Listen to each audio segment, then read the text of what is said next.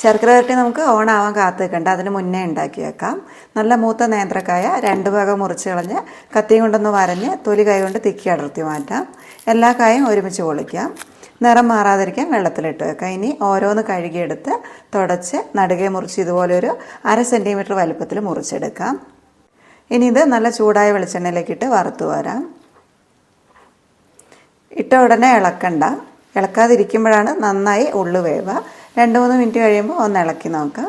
എല്ലാം ഒട്ടിപ്പിടിച്ചിരിക്കുന്നുണ്ടാവും. അതൊന്ന് കയ്യിലുകൊണ്ട് തന്നെ ഇളക്കി വിടർത്തിയിടാം.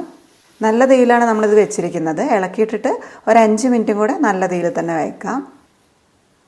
എണ്ണേൻ്റെ പതയൊക്കെ ഒന്ന് ഒതുങ്ങിയാൽ പിന്നെ തീ കുറച്ച് വെച്ച് വറുത്താൽ മതി. ഇപ്പോൾ നമുക്ക് കാണുമ്പോൾ കായ മൂത്തായി തോന്നും, പക്ഷേ ഉള്ളു നല്ല സോഫ്റ്റ് ആയിരിക്കും. പുറം മാത്രമേ മൊരിഞ്ഞിട്ടുണ്ടാവുള്ളൂ. അതുകൊണ്ട് ഉള്ളു നന്നായി വേകാൻ ഇളക്കിയിട്ട് കൊടുത്ത് വറുക്കണം. ഈ കായൻ്റെ ചെറിയ നാര് പോലെ കാണുന്നുണ്ടല്ലോ, ബ്രൗൺ കളറ്, അതുപോലെ ആയാൽ കായ ആയിട്ടുണ്ടാകും. പതയും നന്നായി ഒതുങ്ങിയിട്ടുണ്ടാകും. എന്നാലും ഉൾഭാഗം നല്ല മൊരിഞ്ഞിരിക്കാൻ ഇത്തിരി വെള്ളം കുടയാം. കുറച്ച് വെള്ളം പുറത്തേക്ക് തെറിക്കുന്നേ ഉള്ളൂ, മേത്തേക്ക് ആവുമൊന്നുമില്ല.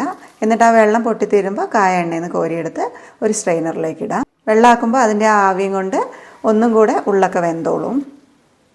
ഇതിനി നന്നായി തണുക്കണം, എന്നാലേ നമ്മൾ ശർക്കര വരട്ടി ഉണ്ടാക്കുമ്പോൾ ഉൾഭാഗമൊക്കെ നല്ല ക്രിസ്പി ആയിട്ട് ഇരിക്കുകയുള്ളൂ.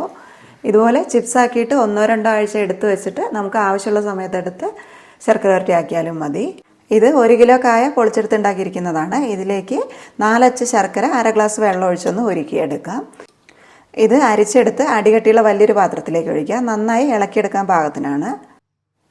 ശർക്കരപ്പാനി നന്നായി തിളച്ച് ഒരു നൂൽ പാകം ആയിട്ടുണ്ട്. ഉരുളിയൊക്കെ തെളിഞ്ഞ് കാണാം.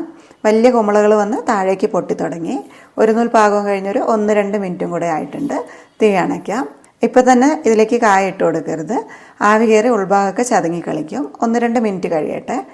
അടുപ്പിൽ നിന്ന് മാറ്റി താഴേക്ക് വെക്കാൻ വേണമെങ്കിൽ ഇളക്കാൻ എളുപ്പത്തിന്. ഇനി വറുത്ത് വെച്ച കായ ഇട്ട് കൊടുക്കാം. എല്ലാ ഭാഗത്തേക്കും ശർക്കര ആകുന്ന രീതിക്ക് ഇളക്കാം. അതുപോലെ 1/2 ടീസ്പൂൺ ചുക്ക് പൊടിയും 1/4 ടീസ്പൂൺ ജീരകപ്പൊടിയും 1/2 ടീസ്പൂൺ ഏലക്കാപ്പൊടിയും കൂടെ ചേർത്ത് ഇളക്കാം.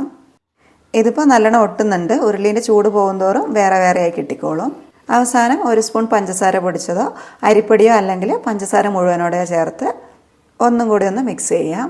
ഒട്ടിപ്പിടിച്ചതൊക്കെ ചട്ടാൻ കൊണ്ടൊന്ന് അടർത്തിയിട്ട് കൊടുക്കണം.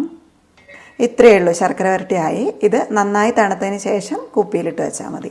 നമ്മൾ കായ വറുത്ത് വെച്ചിട്ട് ശർക്കര വരട്ടി ആക്കുന്നതിന് മുന്നേ ഒന്ന് തിന്ന് നോക്കണേ. തണുത്തിരിക്കുകയാണെങ്കിൽ ഒന്നും കൂടെ വറുത്ത് കോരി എടുക്കണം. അത് കഴിഞ്ഞ് തണുത്തിട്ട് ശർക്കര വരട്ടി ആക്കിയാൽ മതി.